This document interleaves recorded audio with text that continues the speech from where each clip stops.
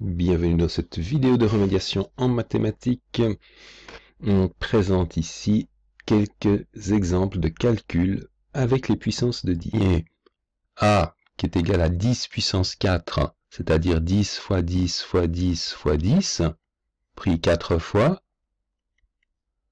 multiplié par 10 puissance 5, c'est-à-dire 10 multiplié 5 fois avec lui-même, eh bien sûr, ceci revient à avoir pris le nombre 10 9 fois. Donc, la propriété des puissances qui est cachée derrière ce calcul, c'est la propriété qui dirait que 10 puissance n fois 10 puissance m est égal à 10 puissance n plus m. Dans cet exemple, n vaut 4, m vaut 5 et n plus m vaut 9. Bien sûr, à ce stade, ceci est valable pour n et m des entiers naturels, c'est-à-dire des entiers positifs. Le deuxième exemple, lui, nous dit que, on va le faire en noir, voilà, le deuxième exemple nous dit 10 puissance moins 3, c'est-à-dire 1 sur 10 puissance 3, fois 10 puissance moins 6, 1 sur 10 puissance 6. Donc, on se retrouve exactement comme tout à l'heure, avec 1 sur 10 fois 10 fois 10, fois 1 sur 10 fois 10 fois 10 fois 10, 6 fois. Et donc finalement, on obtient 1, puisque la multiplication des fractions s'effectue numérateur fois numérateur, dénominateur fois dénominateur, par 10 qui va apparaître ici 3 fois et encore 6 fois, c'est-à-dire en tout, à nouveau, 9 fois. Donc, j'ai 1 sur 10 puissance 9, ce qui peut également s'écrire 10 puissance moins 9. Ainsi, dans cet exemple, 10 puissance moins 3 fois 10 puissance moins 6 donne 10 puissance moins 9. On a également additionné les exposants lorsqu'on a affaire à une multiplication de puissance de 10. Ce qui signifie que ce 10 puissance n fois 10 puissance m égale 10 puissance n plus m, ici,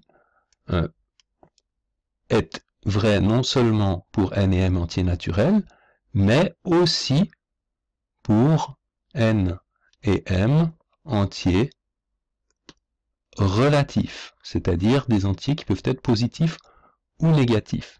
Alors, attention, ce que je suis en train de dire ici, c'est bien sûr, j'affirme une propriété générale sur les puissances de 10, et j'ai illustré avec deux exemples cette propriété. Je n'ai pas démontré cette propriété dans toute sa généralité.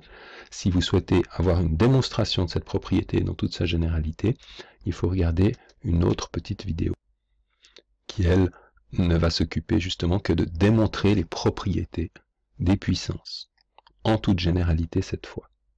Troisième exemple, C, qui est égal à 10 sur 10 puissance moins 4, eh bien, 10 sur 10 puissance moins 4, je peux l'écrire comme étant 10, et 10 puissance moins 4 est égal à 1 sur 10 puissance 4, c'est la définition des puissances entières négatives.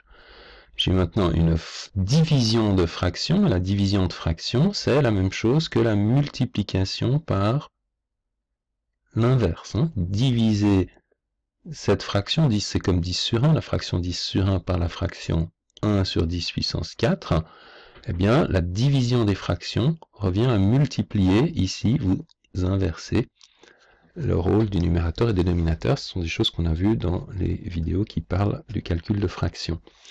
Donc je me retrouve avec 10 fois 10 puissance 4 sur 1, qui est bien sûr la même chose que 10 puissance 1 fois 10 puissance 4, c'est-à-dire 10 puissance 5.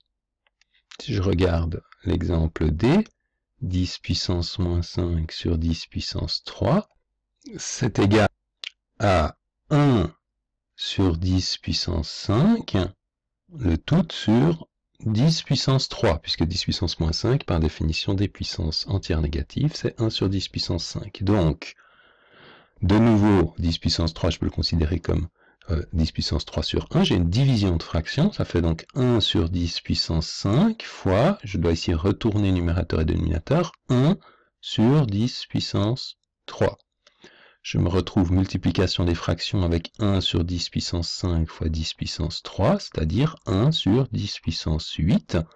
Et 1 sur 10 puissance 8, c'est la même chose que 10 puissance moins 8. Et je vais rajouter ici un exemple supplémentaire, des primes, on va l'appeler. Si je mets 10 puissance 7 sur 10 puissance 5, ben, qu'est-ce que ça fait? Ça fait 10 puissance 7, c'est-à-dire 10 fois 10 fois 10 fois 10, 7 fois. Et 10 puissance 5, c'est 10, la même chose, fois 10, cette fois-ci, 5 fois. Donc, qu'est-ce que je peux déduire de ceci? Je peux déduire que je peux simplifier, puisqu'il y a des multiplications numérateur et dénominateur, simplifier 1, 2, 3, 4, 5, 1, 2, 3, 4, 5, et qu'est-ce qu'il me reste? Il me reste 10 fois 10 sur 1, c'est-à-dire 10 au carré. Alors, si j'observe ces trois exemples, qu'est-ce que je constate? Dans le C, 10 sur 10 puissance moins 4, c'est 10 puissance 1 sur 10 puissance moins 4.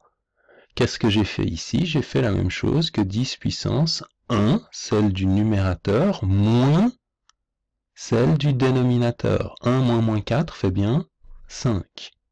Ici, j'avais 10 puissance moins 5 sur 10 puissance 3. Si je fais 10 puissance moins 5, celle du numérateur, moins 3, on peut l'écrire comme ça, moins 5, moins 3, ici, 1, moins 1, moins 4, moins 5, moins 3, moins 5, moins 3, ça fait bien moins 8. Et enfin ici, 7 moins 5 fait bien 2. J'ai donc trois illustrations d'une deuxième propriété des puissances qui me dit que 10 puissance n sur 10 puissance m est égal à 10 puissance celui du haut, exposant du haut, moins exposant du bas, toujours pour n et m des entiers relatifs. Exactement comme tout à l'heure, il ne s'agit pas d'une démonstration, mais il s'agit de trois exemples qui illustrent cette deuxième propriété du calcul avec les puissances de 10. La démonstration générale peut être trouvée dans une autre vidéo.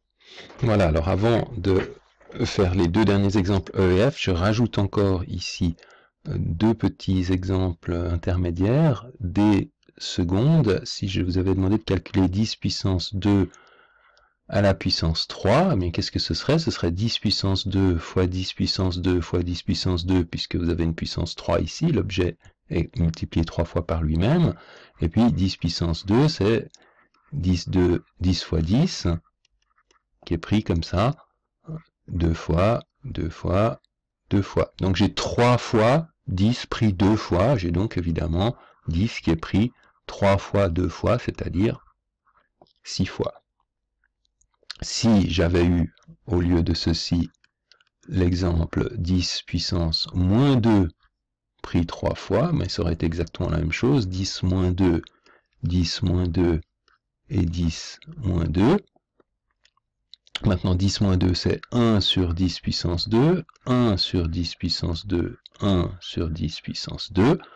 Je regroupe tout ça ensemble, j'ai 1 sur 10 puissance 2 fois 10 puissance 2 fois 10 puissance 2, c'est-à-dire 1 sur 10 puissance 6, ou autrement dit, 10 puissance moins 6. On arrive donc à la troisième propriété des puissances, qui dit que 10 puissance n puissance m est égal à 10 puissance n fois m, toujours avec, bien sûr, n et m des entiers relatifs. Et donc, la troisième propriété des puissances, pour la dernière fois non démontrée, mais uniquement illustrée. Je peux donc maintenant conclure avec mes deux derniers calculs. E, donc 10 puissance 2 puissance moins 6, troisième propriété, puissance de puissance, je multiplie, donc moins 2 fois moins 6 fait moins fois moins plus 12, et 10 puissance 3 fois moins 2, puissance de puissance, 3 fois moins 2, qui fait moins 6. J'ai ensuite une multiplication de puissance de 10, je dois donc additionner les exposants, 12 plus moins 6, ou 12 moins 6, qui fait 10 puissance 6. Mais attention pour le calcul f, de la même façon, 10 puissance moins 2 moins 6, c'est évidemment la même chose, fait 10 puissance 12, plus, cette fois-ci, le 10 puissance moins 6. À partir du moment où vous avez ici une addition, vous ne pouvez pas réduire cette écriture. Donc, 10 puissance n plus 10 puissance m ne peut être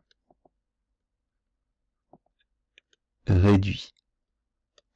Nous avons donc en résumé les trois propriétés des puissances que nous avons explorées. Donc, multiplier des puissances de 10, on additionne les exposants. Diviser des puissances de 10, on soustrait les exposants. Puissance de puissance, on multiplie les exposants.